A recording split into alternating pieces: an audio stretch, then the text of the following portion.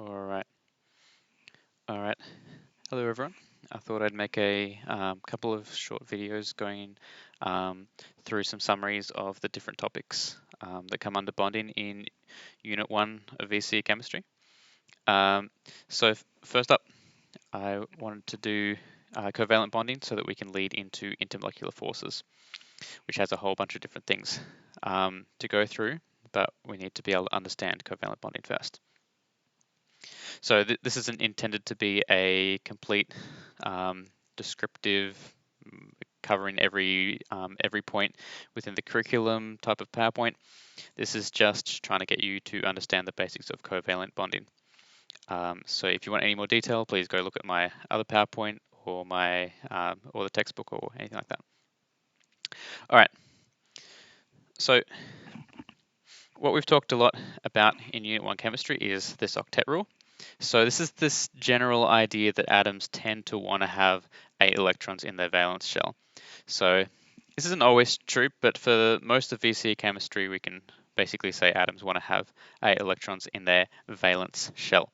So because this is the way bonding works, a lot of the time we're going to be ignoring those inner shell electrons and only really paying attention to the ones on the outside. They're the ones that can actually touch other atoms, so they're the ones that are actually going to be doing reactions and things like that. So I've labeled each of these slides with one of these success criteria that I've given you for the overall topic, so that you know which one will correlate to which, and you can say whether you go, yep, I know how to do this, or no, I don't know how to do this, I need to work on this a bit more. So we've got the octet rule here. Now, there are different ways that atoms are going to reach this. So metallic, they're going to be sharing electrons in that sea of electrons. Ionic, in ionic bonding, a non-metal and a metal will have a transfer of electrons to reach that octet for both the metal and the non-metal. When we've got two non-metals, they're both going to be pretty electronegative, so neither really wants to give totally its electrons to the other one, so they're going to share those electrons to get up to 8. So what you're often going to see here is you'll see two atoms, and they want to get up to 8 electrons. So we've got a chlorine atom here. It has 7. It wants to get to 8, so it's going to need to pick up 1 electron, and we've got another chlorine in the same situation.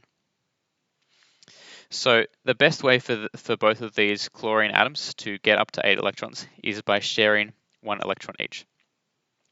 So this green and blue electrons here are going to be shared between them, and they're going to end up in the middle here. So the in between, so if we have a look here, 7 electrons, 7 electrons. After we form this bond, we have 8 electrons around each of the chlorines. So we call these electrons here a bonding pair. And basically the attraction of the bonding pair in the middle, holding those chlorine atoms together, is called a covalent bond.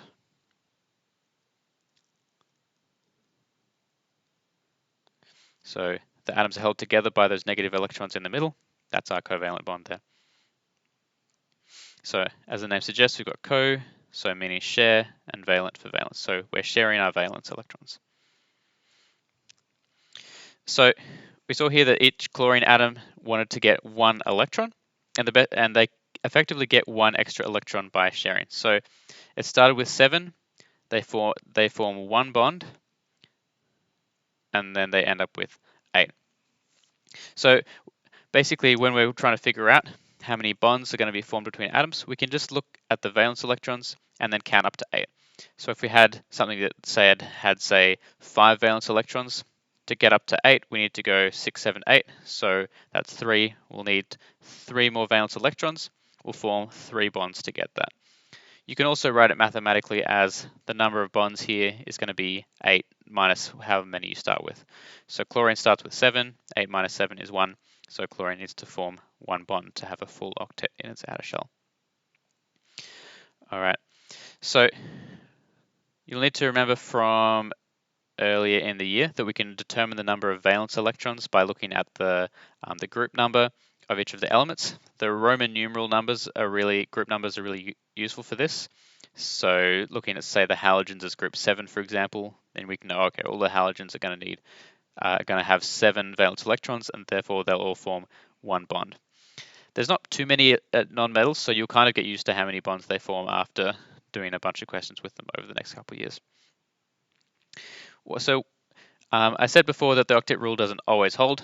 It doesn't tend to hold for the bottom of the periodic table as we go down the periods. It works pretty well for period 2 and kind of for period 3. But we're mostly going to stay with those upper ones anyway, so you don't need to worry about that. The one exception that you do need to know is that hydrogen only wants 2 valence electrons. So hydrogen starts out with 1 and it wants to end up with 2. So remember that the different shells hold different amount of electrons. The first shell only holds 2 electrons, so by hydrogen getting up to 2, it already has a full outer shell. All right. So let's have a look at these. So we've got hydrogen, nitrogen, oxygen, carbon, etc. So for all of these, let's keep that. Let's have a look at the periodic table. So for any of these, we should be able to look at the group number here. So hydrogen is group 1. It has 1 valence electron. It wants to gain 1 electron to end up with 2, so it's going to form 1 bond. We have nitrogen here in group 5, so 1, 2, 3, 4, 5. If you're not confident in doing that, you can just count back from the right as well. You can say it's 1, 2, 3 from the end, therefore it'll need to gain 3 electrons, therefore it'll need 3 bonds. Now I've explained the logic there, but you can really do it in one step. You could say nitrogen, 3 from the end, therefore 3 bonds. Carbon is going to be 4 from the end, therefore 4 bonds. Fluorine, 1 from the end, therefore 1 bond. Oxygen, 2 from the end, therefore 2 bonds. So we can look at the different group numbers here. So we just did those. Iodine is going to be here in group 7. It's going to form 1 bond there. Sulfur is group 6. It's going to form 2 bonds to there. Argon is in group 18 here, or group 8. It already has a full electron shell, so it's not going to form any bonds. The noble gases don't usually form bonds. And we've got phosphorus. So phosphorus is here. It's going to form 1, 2, 3 bonds. So that's all you need to do to determine how many bonds will be formed from a particular element. All right. So from that, you should be able to describe covalent bond formation and predict how many bonds a particular element needs to form to have a full octet. So we talked there about sharing a pair of electrons to form a covalent bond. So we call this a single bond because we've got a single pair of electrons in it. Sometimes elements will share more than one pair of electrons. So if they share 2 pairs of electrons, it's called a double bond. And if they share 3 pairs of electrons, it's called a triple bond. So if we have C2H2, for example, so this is ethine. So there's going to be 2 carbon atoms, and there's going to be 2 hydrogens. Now the only way for this to work is if the hydrogens are bonded to the carbons. If they were bonded to each other, it would just be a molecule of hydrogen. Now we've got, so I'll draw the electrons with dots. So we've got 2 here. The hydrogen has 2. The hydrogen has 2 here. And now the carbons here, they want to end up with 8, but so far they've only got 2. So they end up sharing a grand total of 6 or 3 pairs of electrons between them. Well, I'll go over how you would determine this a bit later. So we've got different bonds there. Basically, the higher the number of the bonds there, the stronger the bond is. So this triple bond here is going to be much stronger than the single bond over here, for example. And just to clarify, we never have 4 or more pairs of electrons. So technically, we've got 2 atoms. As electrons between them, the double bond actually goes above and below, and the triple bond comes out the front and the back. So there's no other way for any electrons to fit in. It's all full. So you should be able to draw covalent molecules using these different representations as well. So I just drew an electron dot diagram there. So that's all these ones here in the corner. So here, again, for all of these, we're not going to be representing the inner shell electrons. We don't really care about those anymore. We're only really looking at the outer shell electrons, and we're going to represent them just as dots. Sometimes you'll see different colors being used for the bonding electrons. I wouldn't expect that to be necessary on a test or anything like that. So when we're drawing electron dot diagrams, we can normally start out with the atoms, and we can just surround them with as many electrons as that atom has. So sulfur has 6, hydrogen has 1, we've got that. Nitrogen has 5, nitrogen has 5. When we want to draw a bond, we put a pair of electrons between two atoms, or a number of pairs if there's a double or triple bond. So just in terms of the terminology, if you have electrons at the end that are not bonding, so they're not between two atoms, we're going to call them a lone pair. So all these guys over here are lone pairs. So if I can make that then blue, we've got lone pairs in blue and the bonding pairs in red. So the lone pairs aren't really participating in any bonding or anything like that, but they will still matter for our geometry when we get to that. All right, so let's have a go at drawing these with electron dot diagrams. So I've got hydrogen. We've got two hydrogens, each will start with one electron.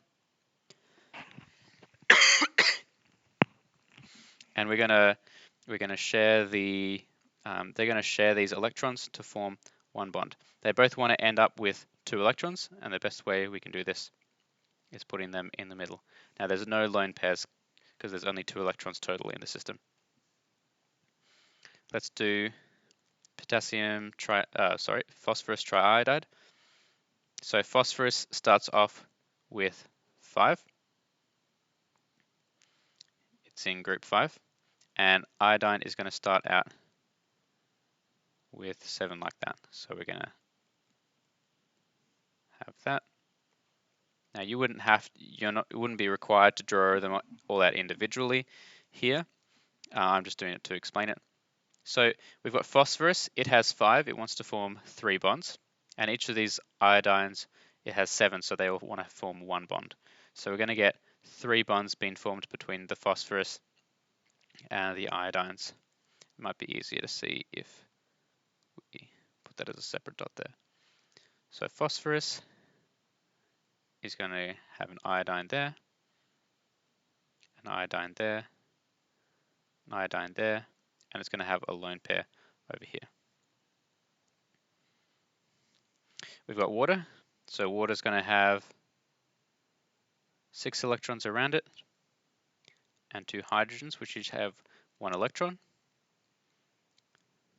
Oxygen wants to form 2 bonds, the hydrogens want to form 1 bond, so we'll end up with our 2 lone pairs and our 2 bonding pairs. All right, silicon tetrachloride. So we've got silicon, it's got 4 valence electrons, and then we've got 4 chlorines. Hopefully you get the idea by now. I don't need to draw out 4 chlorines. You can just imagine that times 4. So each chlorine is going to be each chlorine is going to be forming one single bond with the silicon. Silicon starts with 4, wants to get up to 8, so it'll form 4 bonds. So we'll get silicon, chlorine, chlorine, chlorine, and chlorine. You can see that putting all these electrons on is a pain in the neck, which is a reason why a lot of the time when we're drawing organic structures, we just stick to valence or structural diagrams. Hydrogen chloride. Hydrogen has 1, wants to form 1 more. Chlorine starts with 7, wants to get 1 more. They're going to make 1 single bond here. We've got fluorocyanide. So we've got fluorine, starts with 7, so it wants 1 single bond. And we've got carbon and nitrogen. So fluorine wants 1, carbon wants 4, and nitrogen wants 3. Let's put them together in order to start off with, like that. We'll have a single bond between the carbon and the nitrogen, and we see that there's still both the carbon and the nitrogen want to form 2 more bonds. So what they'll do is that they'll use those electrons to form a triple bond in the middle. All right, and our last one, we've got methenamine. So this is this is what's called a semi-structural formula. You'll see that there's 2 lots of H, even though they're the same element. That's we'll cover them more when we talk about organic chemistry, but basically we have them split up to tell you what atom is on what, is bonded to which other atom. So these 3 hydrogens are bonded to carbon, 2 hydrogens are bonded to nitrogen. So in this case here, we're going to have carbon bonded to 3 hydrogens. Carbon wants 1 more bond, so it must have a single bond to the nitrogen. The nitrogen is bonded to 2 hydrogens, and it has a lone pair. So remember, nitrogen started with 5 electrons, and it got 3 more, so it must have 3 bonds, meaning there's 2 left over in a lone pair. All right. So we've got our electron dot diagrams. Those are the ones on the left. On the right here, we have valence diagrams. So these are pretty similar. Any electrons that aren't being used to bond are still seen as dots. So you can see in carbon and hydrogen atoms, they're just dots. When we have a bond, though, instead of putting dots between the atoms, we just put a line instead. So lone pairs are still normal dots. Any bonds are lines, and double and triple bonds are we just put multiple lines. So double bonds have double lines, triple bonds have triple lines, etc. All right, so I'll just go through this quickly because we've already drawn them. I've explained why they form those bonds, but you can see what they look like here in terms of valence structures.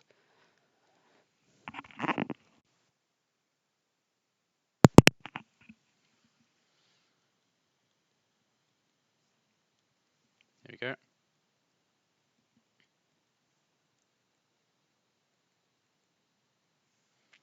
So we've got all those valence electrons still around. Make sure your halogens, even though they only want but 1 bond, they do have a lot of valence electrons still.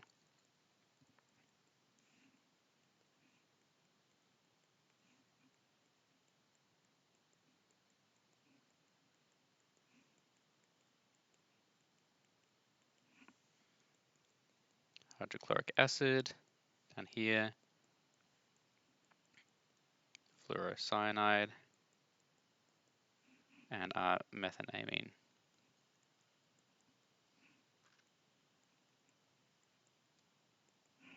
There we go.